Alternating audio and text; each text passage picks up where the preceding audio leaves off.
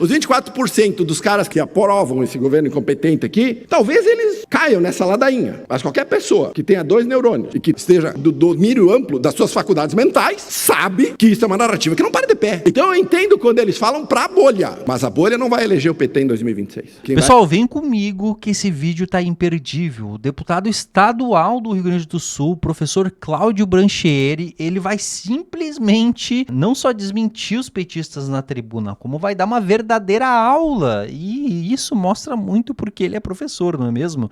Além disso, ele vai fazer uma análise, gente, do futuro, tanto da direita quanto da esquerda no Brasil aí para os próximos anos e que tá imperdível. Eu realmente não tinha parado para pensar por esse ponto de vista e é muito, mas muito animador.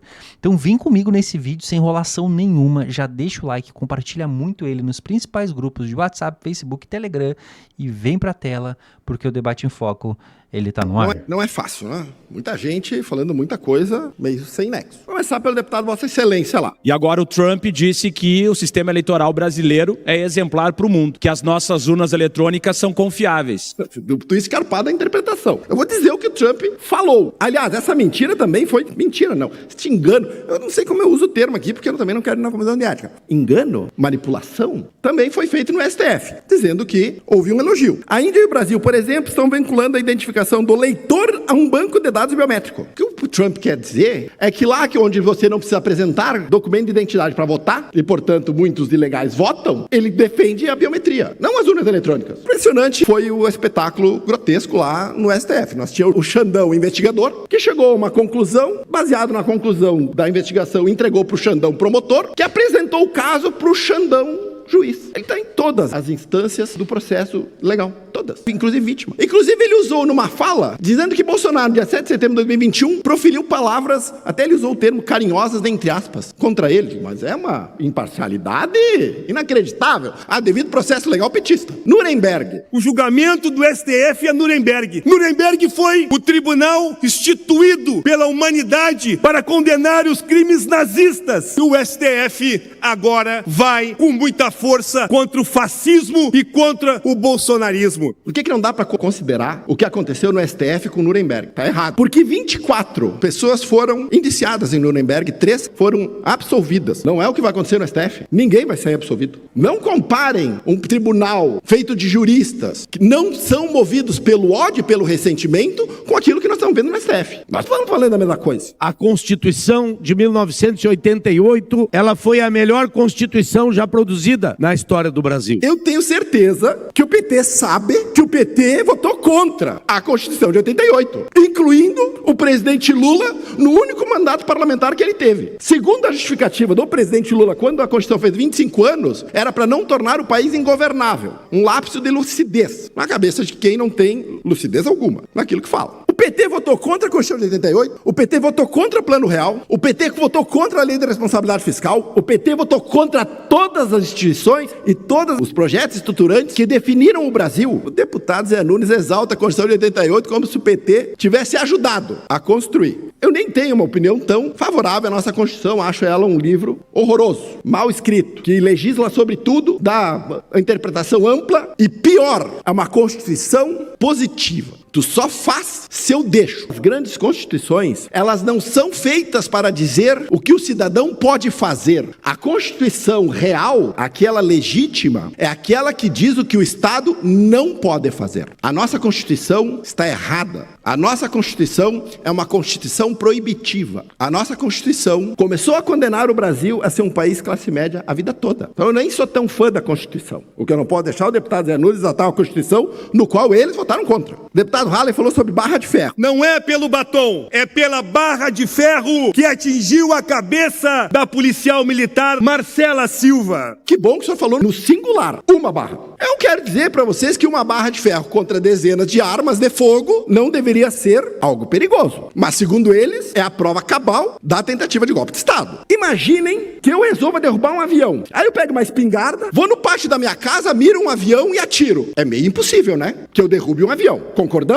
Tem sentido eu ser condenado por terrorismo? Por tentativa de derrubada de avião? Não, mas é a mesma coisa que eles querem nos convencer que aconteceu no 8 de janeiro. Se não tem meios de execução, não há crime. Exatamente isso que eles querem nos vender. Velhinha de 71 anos, condenada a 14 anos, eles querem dizer que esta pessoa é um perigo ao Estado Democrático de Direito que tem o monopólio das armas. Podem fazer o duplo, twist, carpado, retórico lá. Os 24% dos caras que aprovam esse governo incompetente aqui, talvez eles caiam nessa ladainha. Mas qualquer pessoa que tenha 2 neurônios e que esteja do domínio amplo das suas faculdades mentais, sabe que isso é uma narrativa que não para de pé. Então eu entendo quando eles falam pra bolha, mas a bolha não vai eleger o PT em 2026. Quem vai eleger o presidente em 2026 vai ser o centro, e o centro sabe que esta narrativa não para em pé. O centro democrático sabe que Débora Rodrigues é uma vítima de uma perseguição política, porque eu preciso do 8 de janeiro para poder dizer que houve uma tentativa de golpe, para poder prender ou tornar inelegível Jair Messias Bolsonaro. Eu entendo que eles têm medo de Bolsonaro. Tem que ter mesmo. O cara arrasta a multidão. O cara entra no avião, senta no primeiro assento do avião, todo mundo vai lá bater foto, ninguém vai. Eu convido o presidente Lula a fazer a mesma experiência. O presidente Lula, com 8 anos no poder, ele nunca teve um problema na vida. Não teve um atentado, nunca teve uma violência, nada praticada contra ele. Diferente do presidente Bolsonaro, que tem uma tentativa de assassinato documentada, que tem sequelas até hoje, inclusive, por alguém da esquerda. Isso sim é um atentado à democracia. A injustiça é escancarada?